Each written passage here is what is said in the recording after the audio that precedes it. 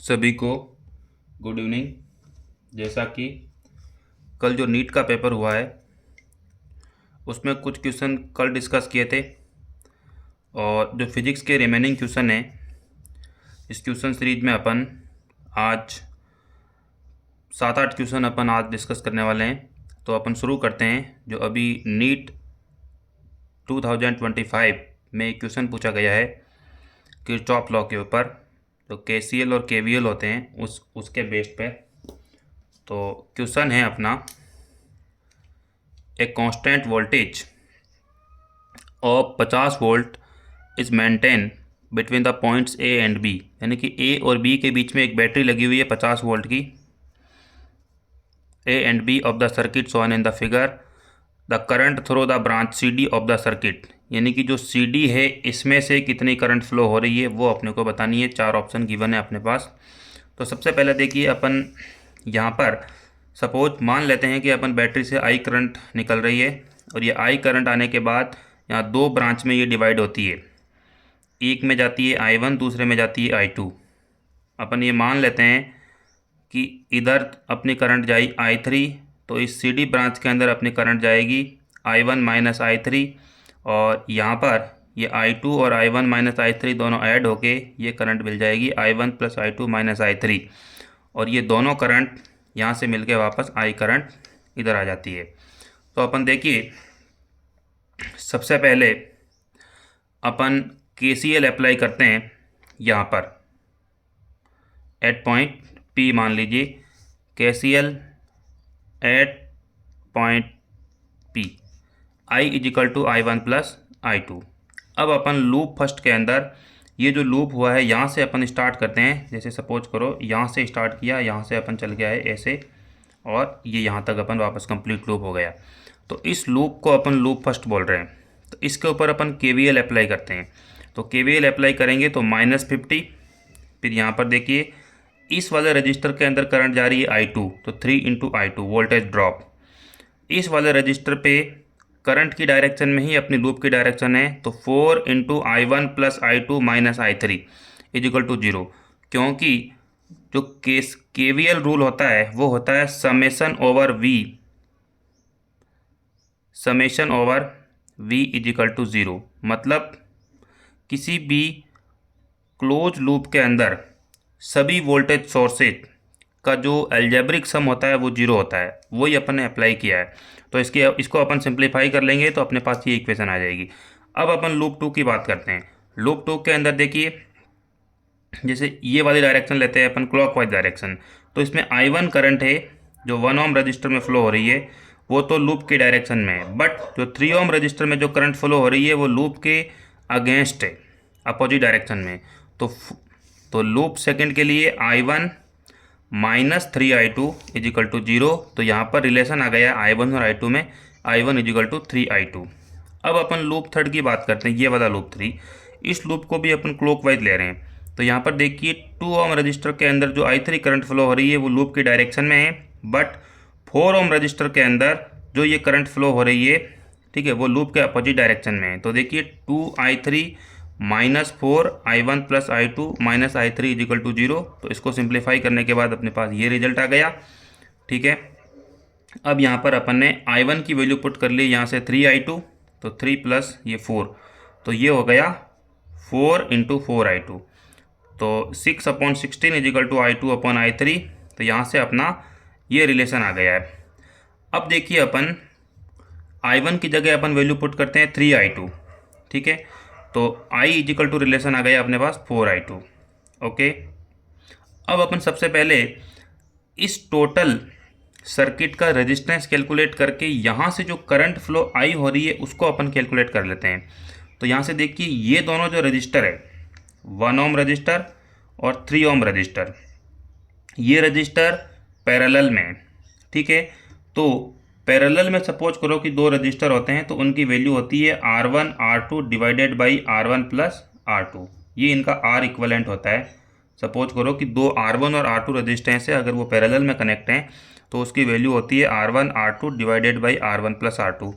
इसी प्रकार से ये 2 ओम रजिस्टर और 4 ओम रजिस्टर ये भी पैरेलल में है, तो इसका अपन ने पहले निकाला ये वाला आया।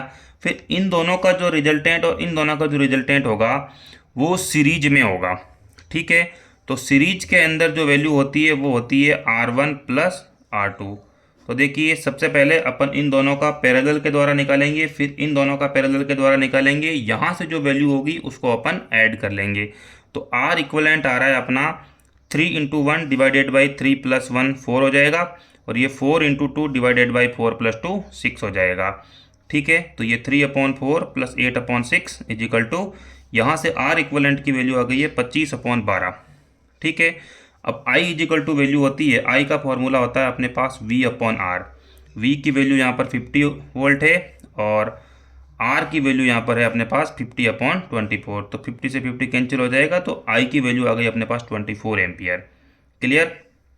I की वैल्यू 24 आने के बाद अपन यहाँ पर ये वैल्यू पुट करेंगे तो अपने पास I2 आ जाएगा यहाँ पर 6 एम्पियर। I2 आने के बाद इस इक्वेशन में अपन वैल्यू पुट करेंगे तो अपने पास I1 आ जाएगा। ये अपना I1 आ गया, I1 इजिकल टू आ गया अपना 18 एम्पियर, ठीक है।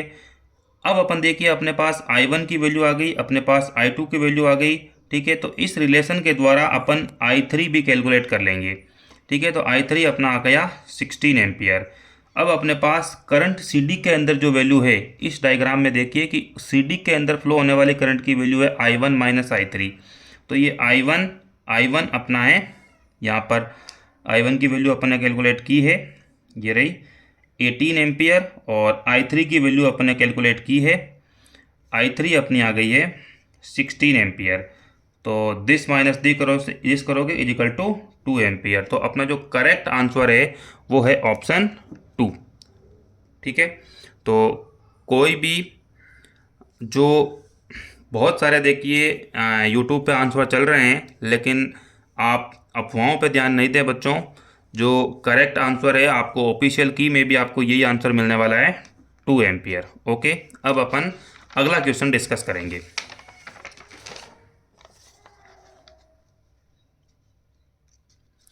अगला क्वेश्चन आया है वो अपना जो चार्ज के बीच में इलेक्ट्रिक फोर्स होता है उसके ऊपर आया है, ठीक है। तो एक बार मैं क्वेश्चन रीड कर देता हूँ, उसके बाद इसका अपन सॉल्यूशन करेंगे। तो क्वेश्चन है 2 identical charge conducting spare A and B, conducting sphere है और चार्ज्ड है, having their centre separated by a certain distance. दो चार्ज कंडक्टिंग स्पेयर है, वो किसी एक सम डिस्टेंस के साथ सेपरेटेड है उनका centre. Charge on the each spare is Q, ठीक है। अपने को पता है कि कंडक्टिंग स्पेयर के ऊपर जो चार्ज होता है वो उसके सरफेस के ऊपर होता है। तो कंप्लीटली जो चार्ज होगा वो पूरा का पूरा सरफेस पे होगा। कंडक्टिंग स्पेयर के इनसाइड कोई भी चार्ज अवेलेबल नहीं रहेगा, ठीक है। तो charge on each spare is Q and force of repulsion between them is F, यानी कि दो चार्ज के बीच में लगने वाला फोर्स होगा वो F होगा।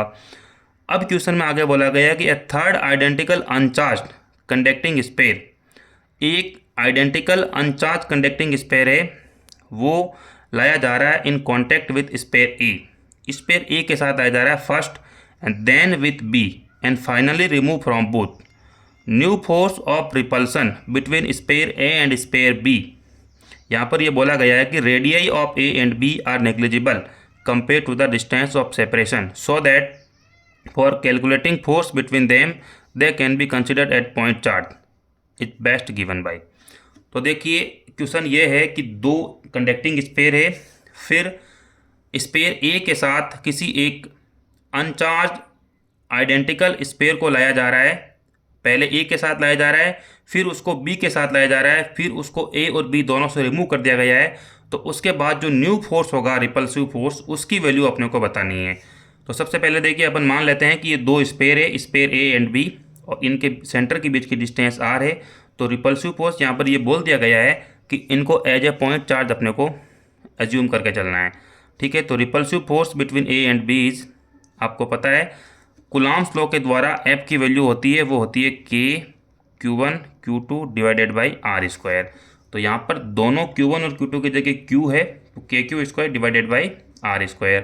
सिर्फ अपन मैग्नीट्यूड ले रहे हैं, डायरेक्शन नहीं ले रहे हैं। अब अपन मान रहे हैं suppose a third identical charge conducting sphere C is touch with sphere A, ठीक है।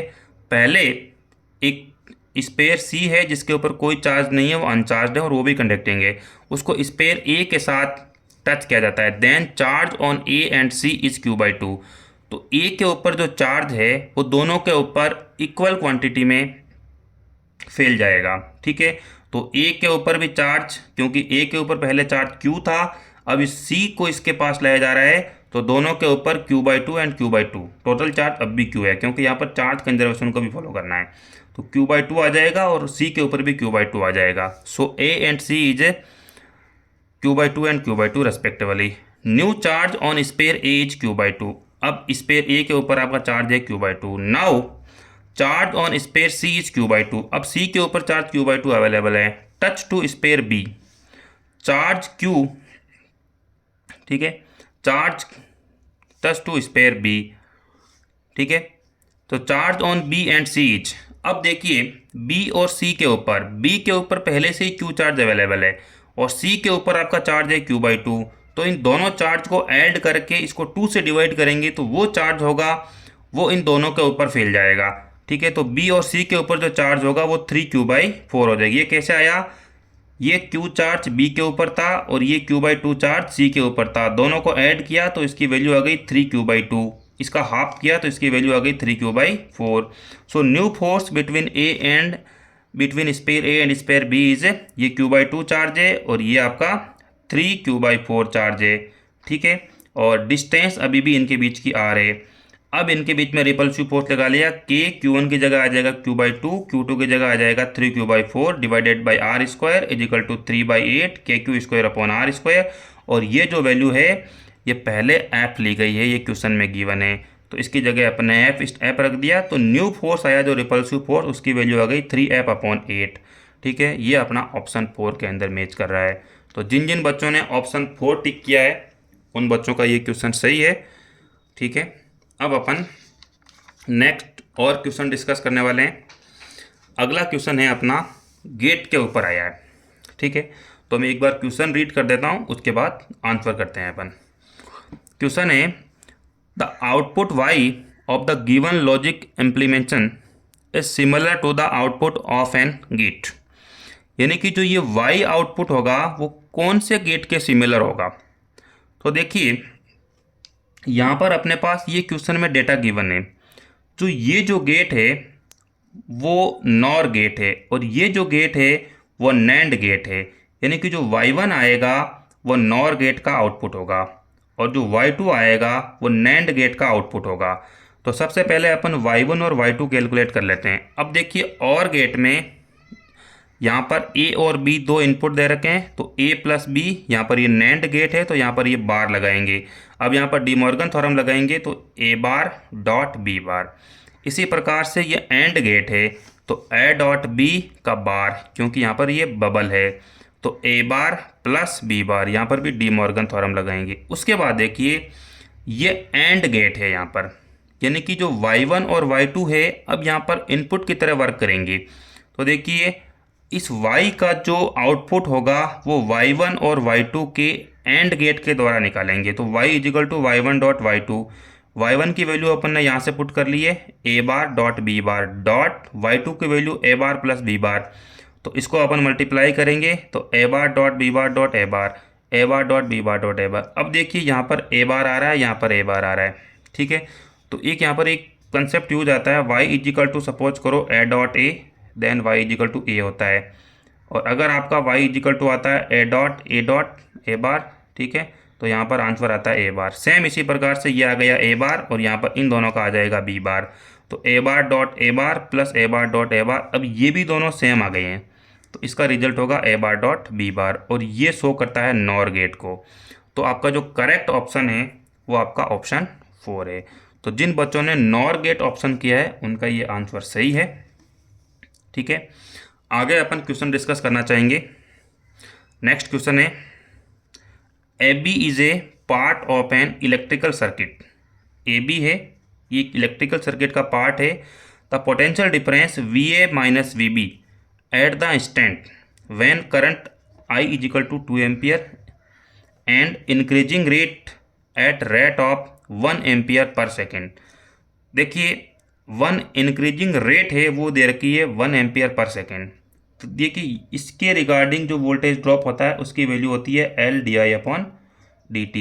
ये ऑलरेडी 5 वोल्ट है, ये 2 वोल्ट है। तो अपन इस वायर को किसी एक बैटरी से कनेक्ट कर देते हैं और इस बैटरी का पोटेंशियल डिफरेंस होगा वो अपन मान लेते हैं VAB, और अपने को फाइनली VA माइनस VB ही कैलकुलेट करना है। तो देखिए अपन KVL अप्लाई कर देंगे इस क्लोज सर्किट के अंदर। तो -VAB प्लस इसके ऊपर पोटेंशियल ड्रॉप LdI/dt प्लस ये 5 वोल्ट है प्लस 2I, क्योंकि इसके अंदर अपन मान के चल रहे हैं कि I करंट फ्लो हो रही है। तो VAB इजिकल टू आ जाएगा अपना LdI/dt plus 5 plus 2I।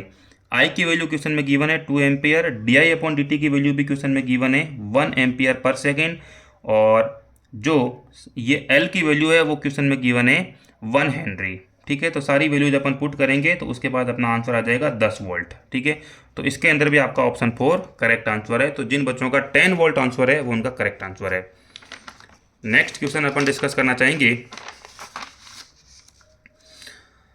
Question है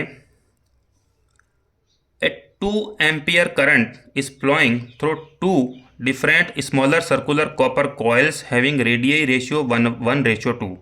The ratio of their respective magnetic moment will be।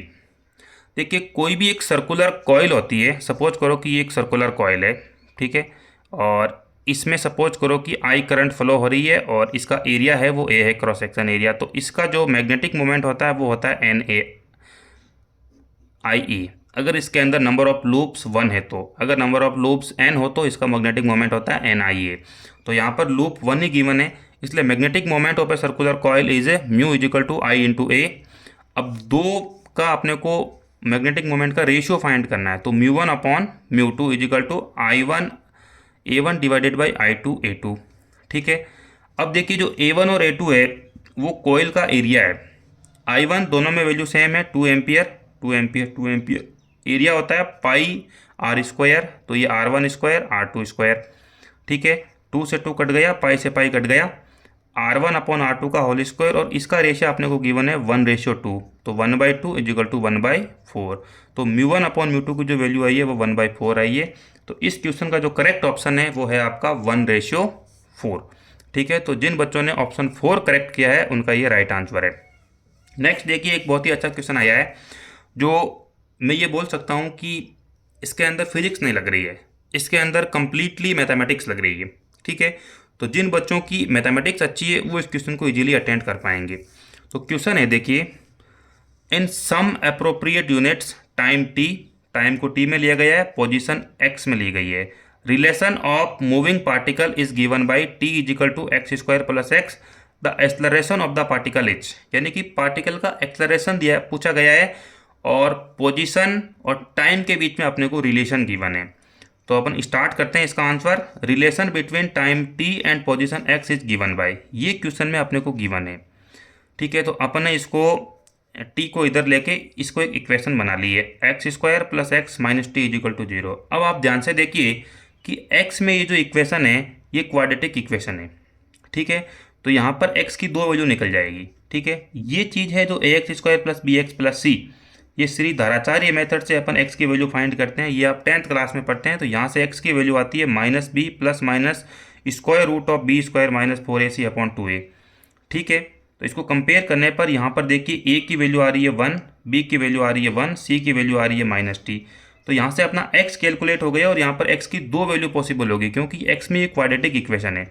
तो x की वैल्यू अपने पास ये आई है -1 plus minus square root of 1 plus 40 divided by 2। अब देखिए अपन, हालांकि इस क्वेश्चन में अपने को एक्सेलरेशन का मैग्नीट्यूड पूछा गया है और जो पोजीशन वेक्टर है वो भी मैग्नीट्यूड में गिवन है, डायरेक्शन का यहाँ पर रोल नहीं है। ठीक है, तो अपन यहाँ पर इसका मैग्नीट्यूड ले सकते हैं। ठीक है, तो v इजिकल टू देखिए जो वेलोसिटी होती है वो first derivative of position vector with respect to time होता है। ठीक है, तो ये जो वैल्यू आई है इसका अपन फर्स्ट डेरिवेटिव करेंगे विथ रेस्पेक्ट टू टाइम। अब x की जो वैल्यू है वो इन टर्म्स ऑफ t है, तो अपन इजीली इसका डेरिवेटिव कर सकते हैं विथ रेस्पेक्ट टू टाइम। तो यहाँ पर x की वैल्यू पुट कर दी -1/2 plus minus square root of 1 plus 40 divided by 2। अब ये जो -1/2 टर्म्स है ये यहाँ पर कांस्टेंट है, तो इसका डेरिवेटिव 0 हो जाएगा, इसको सॉल्व करने की भी जरूरत नहीं है। ठीक है, और प्लस माइनस 1/2, ये 1/2 आ गया। अब ये देखिए 1 + 40 की पावर हाफ है, तो आपको पता है कि d/dx x की पावर n का फॉर्मूला होता है n x की पावर n-1। तो यहाँ पर n की वैल्यू हाफ है, तो हाफ 1 + 40 की पावर हाफ -1।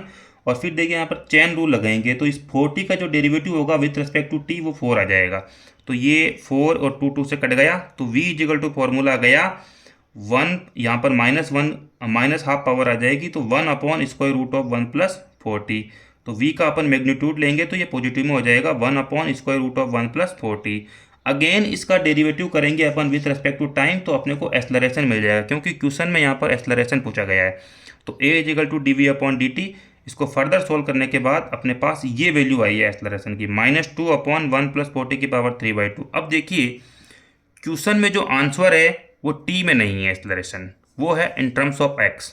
तो अपने को इस रिलेशन का यूज करते हुए यहाँ पर t की जगह अपन पुट करेंगे x² + x, ठीक है।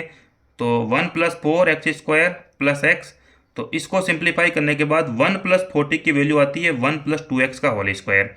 ये वैल्यू अपन यहाँ पर पुट कर देंगे, और इसकी पावर ऑलरेडी 3/2 है, तो ये वैल्यू आ गई -2/1 + 2x की पावर 3। तो इसके अंदर भी ऑप्शन 2 अपना करेक्ट ऑप्शन बैठ रहा है। तो जिन बच्चों का ऑप्शन 2 ऑप्शन करके आए हैं उनका ये राइट आंसर है, उनको किसी भी बच्चे को घबराने की जरूरत नहीं है। तो ये बच्चों 6-7 क्वेश्चनों के आंसर दे, आप अपने जो भी आप टिक करके आए हो अपने ऑप्शन मैच कीजिए, और कमेंट बॉक्स में ज़रूर बताइए कि आपके कौन कौन से क्वेश्चन सही हैं। ठीक है, धन्यवाद। नेक्स्ट ही आगे भी बहुत जल्द 7-8 क्वेश्चन लेकर मैं आ रहा हूँ, ठीक है, और उनका सॉल्यूशन भी आप ज़रूर देखिए और अपने मित्रों के साथ भी शेयर कीजिए।